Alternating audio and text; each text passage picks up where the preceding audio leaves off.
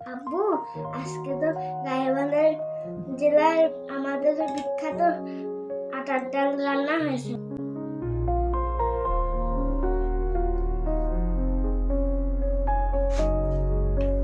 গাইবান্ধা জেলার বিখ্যাত আড়ার ডাল, তাই না মা?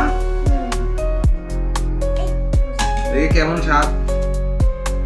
আড়ার ডাল আমাদের গাইবান্ধার সবার প্রিয়, তাই আজকে আমাদের বাড়িতে রান্না হয়েছে গাইবান্ধার সেই বিখ্যাত আড়ার ডাল। খাবো মা, দেখি কেমন টেস্ট।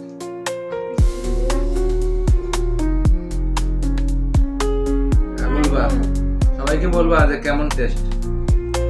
বন্ধুরা দারুণ হয়েছে, আপনারা সব ট্রাই করবেন। সেই স্বাদ না। গরুর গোস্ত